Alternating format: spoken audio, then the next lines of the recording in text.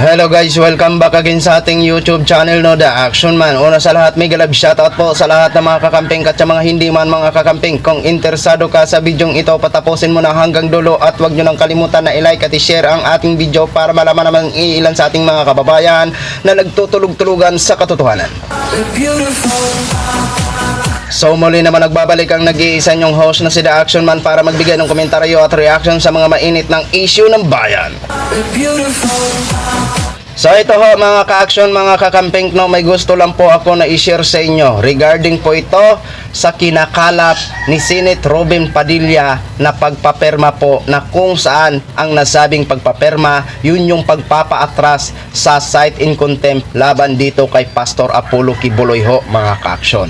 So ito na po mga ka-action, kaya pala malakas ang pagtutol niya dahil may inaasahan siyang mayorya na pipirma ho sa nasabing pagpapaatras ng cite in contempt dito kay Pastor Kibuloy ho mga ka-action. Kaya ito na po ang sinasabi natin. 13 po ang miyembro ng komite na nasabing Women and Children and Family Relationship ho mga ka-action sa komite ni Senadora Risa Hontiveros. Pero alam ho natin na si Senate Risa Hontiveros lang ang seryoso sa nasabing laban na ito mga ka-action, no?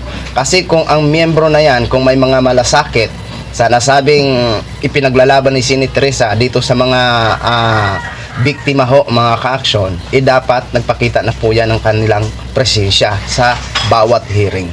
Pero alam naman po natin na wala sila, hindi sila nagpapakita. Nandun nga po si Pimentel, si Senator Robin Padilla. Ang kaso lang, si Senator Robin Padilla ay naging tagapagtanggol ni Kibuloy ho mga ka-action. So ito, bago ho tayo magtuloy-tuloy mga ka-action, panuorin muna natin itong video na to. Umakalam na ngayon ng pirma si Senador Robin Padilla para tuluyang iatras ang pagpapaaresto kay Pastor Apollo Kibuloy. 7 araw ang ultimatum sa Senador para makakuha ng sapat na pirma. Nasa frontline ng balitang yan si Mean Los Baños. Desidido si Senador Robin Padilla na baliktarin ang mosyon ni Senator Risa Hontiveros na ipasight in contempt ang leader ng Kingdom of Jesus Christ na si Pastor Apollo Kibuloy. Ayon sa kanyang kapartido na si Senador Francis Tolentino, kumakalap ngayon ng pirma si Padilla para tuluyang iatras ang pagpapaaresto kay Kibuloy. I think there is a group gathering the necessary signatures to thwart any attempt for the issuance of a warrant of arrest, which is also legal. Tinutulan kahapon ni Senador Padilla ang pagpapakontempt kay Kibuloy. Kailangan niya ngayon ang pirma ng mayorya ng 14 na miyembro ng Senate Committee on Women and Children o 8 senador sa komite. Senador Amy Marcos agad kumampi kay Robin. May makukuha pa raw silang ibang senador. Kami ni Senator Robin talagang pipirma.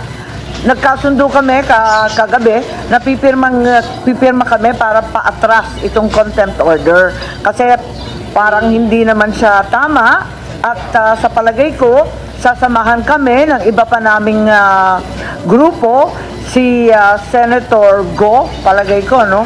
Sino ba kami? Teka muna, Senator Go, Senator Cynthia. Ikatlong beses nang hindi dumalo sa hearing ng Senado si Kibuloy kahapon kahit pa may sabina laban sa kanya. Kaugnay ito ng mga akusasyon ng panggagahasa sa pilitang pagtatrabaho at pananakit sa mga miyembro ng Kingdom of Jesus Christ. Paniwala ni Senator Marcos, kuyog ang ginagawa kay Kibuloy. Meron na sa Senado, meron ding pagdinig sa Kamara. Kaugnay naman ang issue ng paglabag sa prangkisa ng Sunshine Media Network International na pagmamay-ari ni Kibuloy. Talaga bang in aid of legislation ito? Yun ang pinagtatakahan ko. Magulo ito eh. Kaya nagugulat kami. Ba't naman sabay-sabay? May kumukuyod ba? Nakarating na kay Senate President Juan Miguel Zubiri ang panganap ng pirma ng suporta kay Kibuloy. Ayaw daw pangunahan ni Zubiri ang desisyon ng komite. I have to wait because according to Senator Robin, ginusto po siya na makakakuha daw sa majority of the committee members to overrule the order of the chairperson.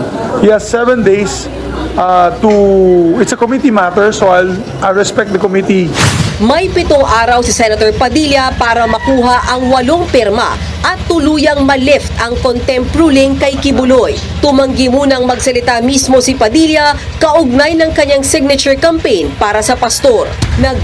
So yun na ho mga ka-action, mga kakamping, no? Ayun, napakinggan na po natin. Decidido si Robin Padilla na ipaatras ang nasabing cite in contempt laban dito kay pastor, di ba? At ang sabi naman ni Tolentino, legal daw ang ginagawa ni Robin Padilla.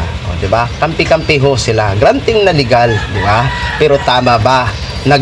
Pag ganito ang sitwasyon, kapag ayaw nyo na ipakontempt ang nasabing tao, dadaanin nyo sa majority na boto. Dahil alam na alam nyo, makakuha ho kayo ng sapat na pirma sa gusto nyong pirma na 8 boto.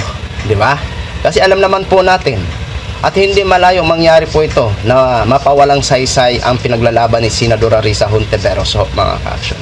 Dahil kitang-kita naman mga ka-action na sa 13 sila na member or 11 lang ang ano talaga dyan ang pwedeng magboto ho, mga ka-action. Di ba? Sa 13 sila na member, kasi kitang-kita ho natin, bawat hearing wala man lang nag-participate na mga member ng nasabing committee. Di ba? Una-una dyan, nandyan si Rapi Tulfo, na kung saan galit na galit po yan sa mga taong nadidihado, sa mga taong inaapi. Pero pagdating dito, tiklop si Senate Rapi Tulfo. Di ba? Anong ibig sabihin nito? Alam naman po natin na sabi ni Amy Marcos, may 4 na silang boto. Kasama na doon si Cynthia Villar at saka si Bongo, Robin Padilla at siya ho, mga ka-action. Di ba? Nakakalungkot po ito, mga ka-action. At sa 4 na nagboto na yan, 2 dyan ang re-elect ngayong midterm election ho, mga ka-action. Si Amy Marcos at saka si Bongo. Di ba? Tingnan nyo yan. Alam nyo na ang gagawin natin sa 2025 midterm election. Di ba? Kailangan natin magboses dito, mga ka-action, para magkaroon ng lakas ng loob ito si Senadora Risa Hontiveros na hindi siya nag-iisa na dapat niyang ipaglaban ang ganitong sitwasyon. Di ba?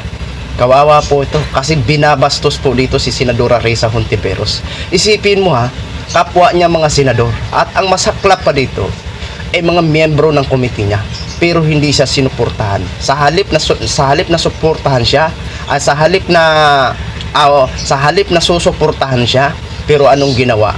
Kinontra siya. O di ba? Isa itong pangbabastos, di ba? Kapwa kayo mga senador, ganito ang sitwasyon nyo, ganito ang pag-treatment nyo. Kapag ang tao na inaakusahan ay malaking utang na loob nyo, ito lang pala ang mapapala ng taong bayan sa inyo. May pinoprotektahan kayo. Halatang halata naman po. Ano po ang ibig sabihin nito kung hindi pinoprotektahan nyo? Di ba? Kung ganito lang naman pala ang sitwasyon ng Senado, na kapag ang tao may impluwensya at may utang na loob ho ang iilan sa mga senador ay dinadaan sa boto-boto, di para ano pa na may mga senador tayo. Di ba? Tama po yun ang isang comment ng isang viewers natin kagabi sa live. Dapat i-abolish na lang ang Senado kung ganito lang naman ang sitwasyon na dinadaan sa mga ganitong paraan dahil alam naman nila na sila ay mananalo, di ba? Pero sa totoo lang, mga ka-action, sayang na sayang ang pinapasweldo sa mga senador na ito na hindi naman naglilingkod ng tama, na hindi naman naglilingkod ng tapat sa kanilang sinumpaang tungkulin. Pagdating sa mga ganitong sitwasyon na alam nila na parang hindi nila kayang batikusin ang taong inaakusahan, ay tiklop ho sila at pinoprotektahan nila, di ba? Nasaan ang hustisya? Nasaan ang patas na pag-uusig kung ganito tayo na may mga senador na ang iniisip nila o ang pinoprotektahan nila ay yung mga inaakusahan, di ba? Masakit. Kaya tayo, mga ka-action, magkaisa ho tayo. Napakarami po natin ng mga kakamping para magboses. Kung ang mga realista ni Pastor Kibuloy ay nagboboses para sa kanyang justice daw, tayo naman, mga ka-action, magboses dito na suportahan si Senadora Risa Hontiveros sa kanyang laban na ito. At pagdating sa midterm election, dyan natin husgahan itong mga senador na ito na hindi natin ibubuto dahil halatang halata na po ito mga kaaksyon na hindi bayan, hindi mga biktima ang kanilang pinaglalaban, kung hindi yung mga taong pinagkakautangan nila ng malaking loob.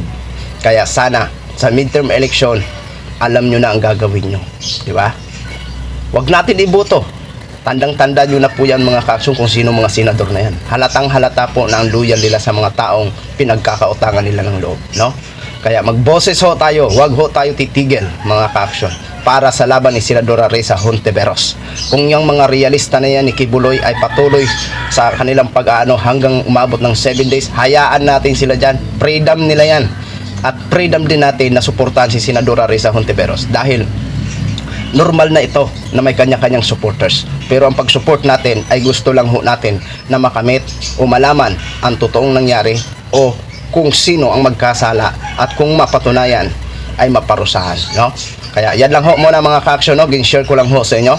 Maraming salamat po sa ating mga viewers Luzon, Visayas, South Mindanao, all over the world. Ako po ang inyong lingkod, si The Action Man. Have a good day, everyone. Beautiful.